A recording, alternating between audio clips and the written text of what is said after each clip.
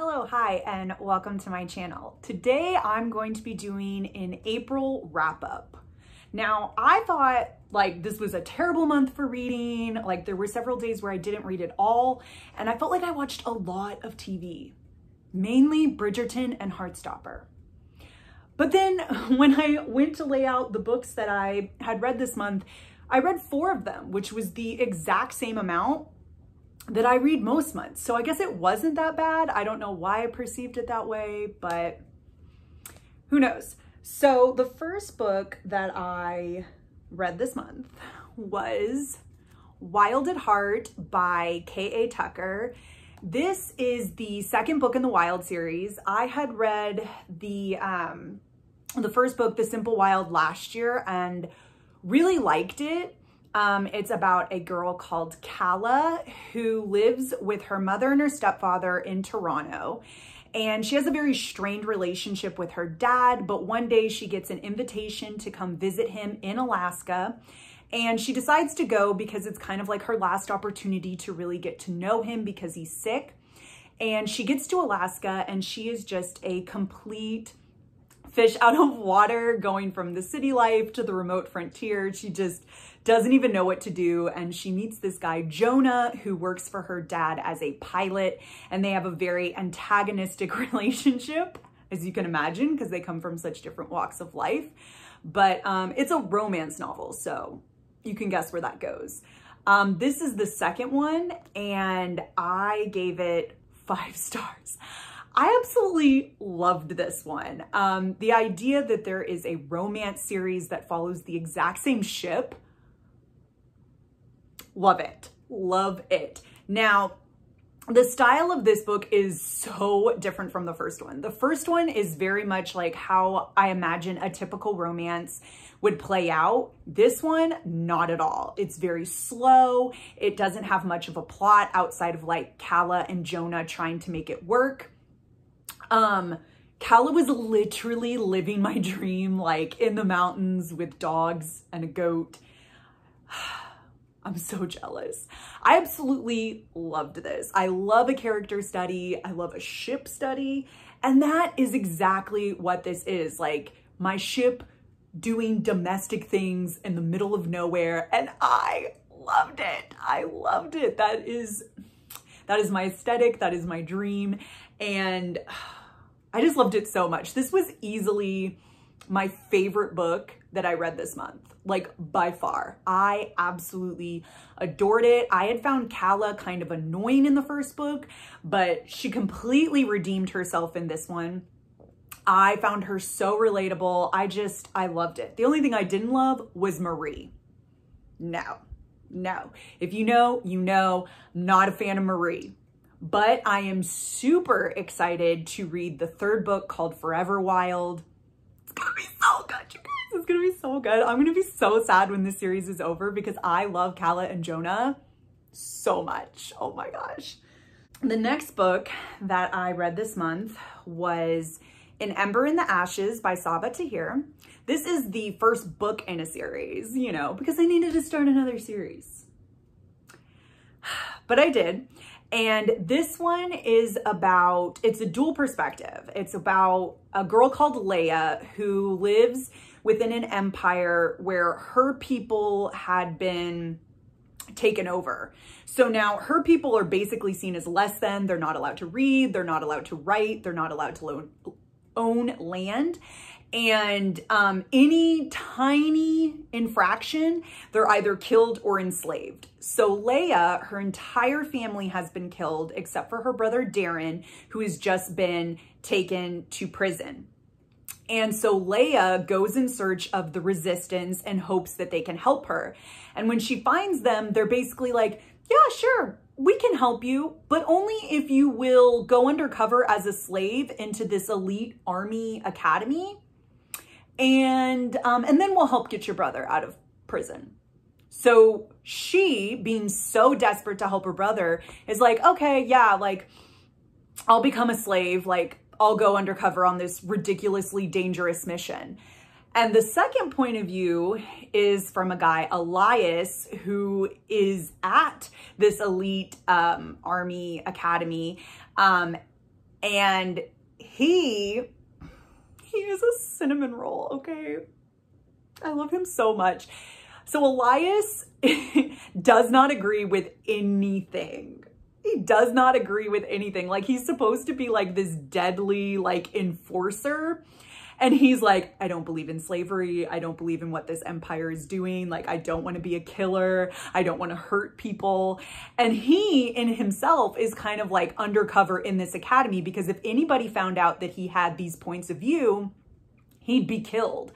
So as you can imagine, Leia and Elias meet, and it goes from there, and it's beautiful. I gave this book 4 stars. I really loved it. You know me, I'm not the type of person who loves a dual POV. The more POVs, the less I like it. But I really liked this one. I loved both Leia and Elias. Loved them. This book is dark. It is dark. What Leia has to go through, it's bad. It's so... But I loved it. I loved it. The only thing I didn't like, and it's a big thing, but love triangles. Hate them. I'm never torn. I don't sit there and wonder who should they be with. And this one had 2 of them, or is it a square? I don't know. So you know me, resident shipper here.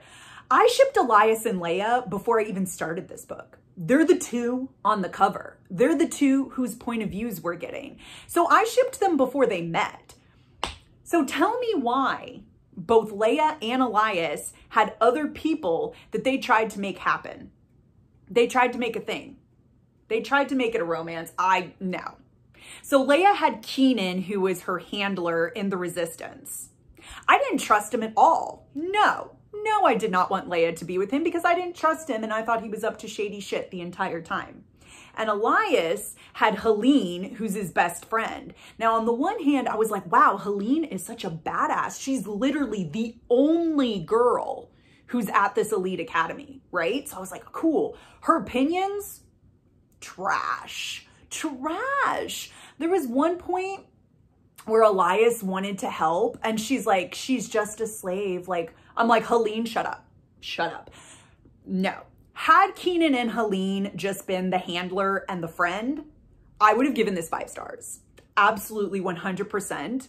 But the fact that they tried to make Keenan and Helene love interests, no. I was never torn. Elias and Leia forever. And the setup for the second book looks like it is going to be a shipper's dream, and I cannot wait. Oh my gosh, it's gonna be so good. The next book that I read this month was The Viscount Who Loved Me by Julia Quinn. This is part of the Bridgerton series. It's the second book. So if you watched the second season of Bridgerton, this is what this one is based off of.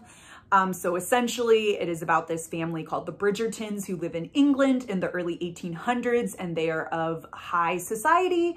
And every year they have these women that like come out, basically looking for a husband.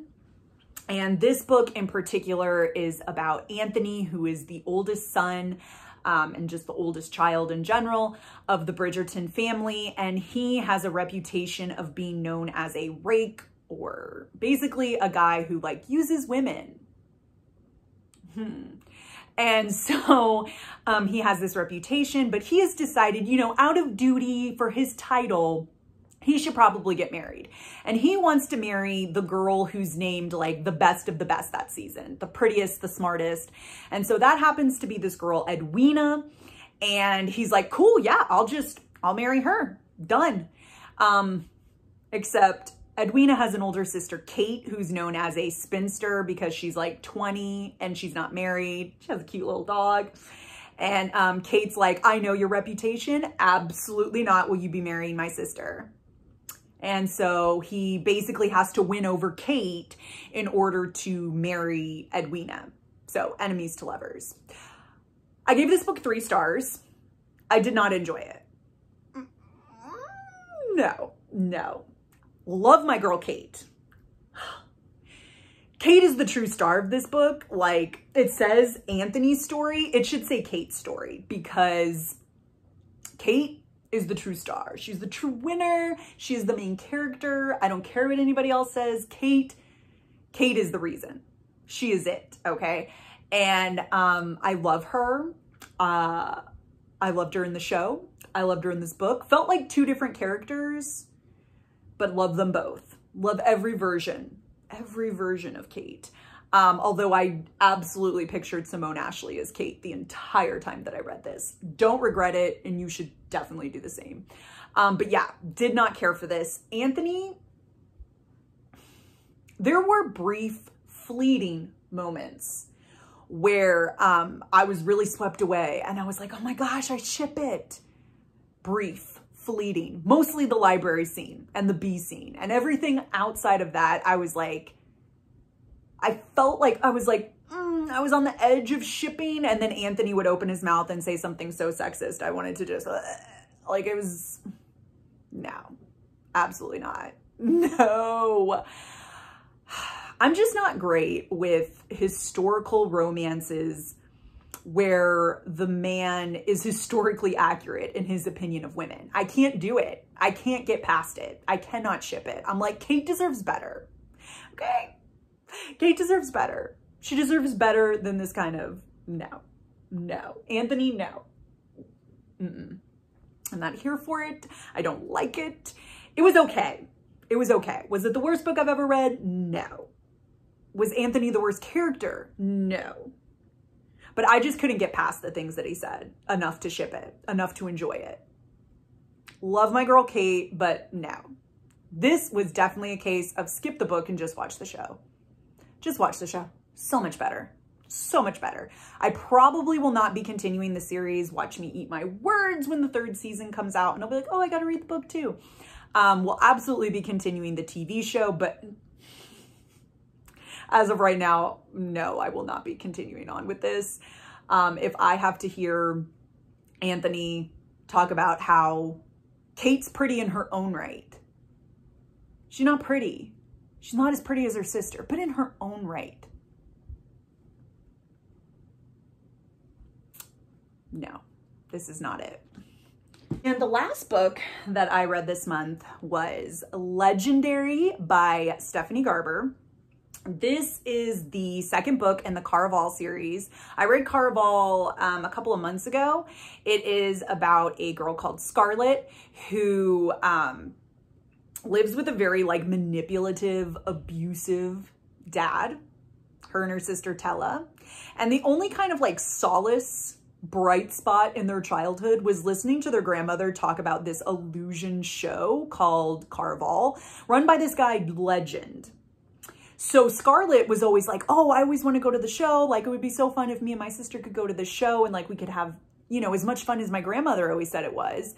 And one day when they're older, they get an invitation to go. And Scarlett's kind of hesitant because she's like, we're going to get in trouble. Like, if our dad catches us, we're dead.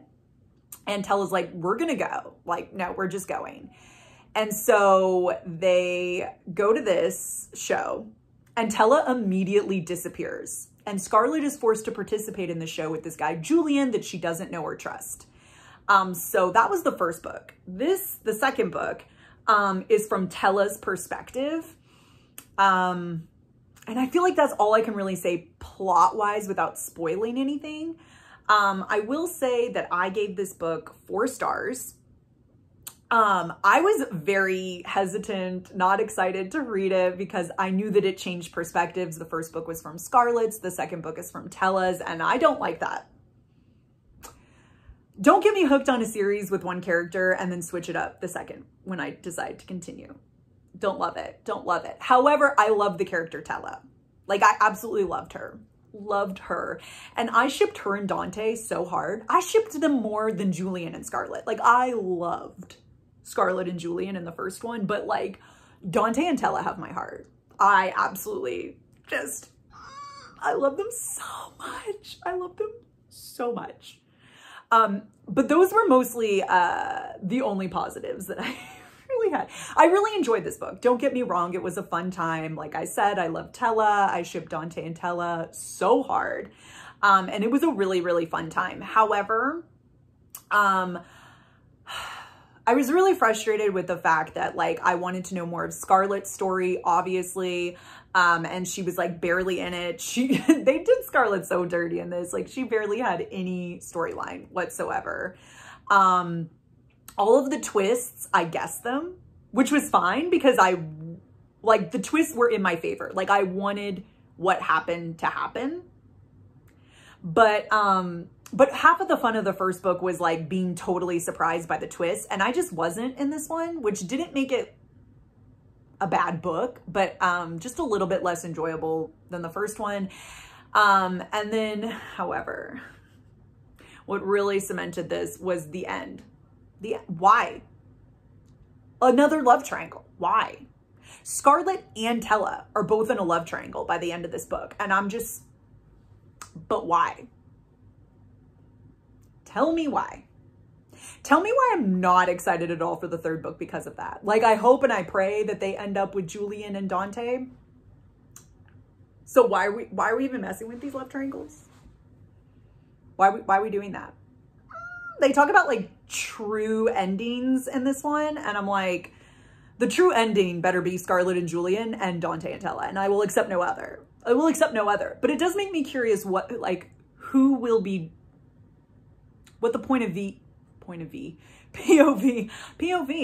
of the third book will be. Because the first was Scarlett, the second was Tella. Like, what is the third gonna be? I'm scared. I'm scared. I'm gonna read it, but I'm scared. I'm scared. So yeah, really liked this one, but in my opinion, even though I liked the character and I liked the ship more in this one, I felt like the first book was definitely better, in my opinion. So yeah, those were all the books that I read in April. I had 1 5, 2 4s, and a 3. So it wasn't great. I read the same amount, but they weren't as good. I blame Bridgerton. I blame Bridgerton for making me go against what my TBR was. That's on me. That's on me. That's not on Bridgerton. That's on me. Because Bridgerton, the show, so good. Definitely watch that. Skip the book. But anyway, thank you so much for watching. If you want to subscribe, please do. I'll probably include a clip of Kate and Lucy at the end, as I always do, because why not? Anyway, I'll probably see you in the next video. Bye. So sweet. You want to show him your jumps? No? Come on. Come on. Ready? Okay, jump. Yay! Lou! Come on, Kate. Oh, you knocked it down. Well, that's nice. Say hello.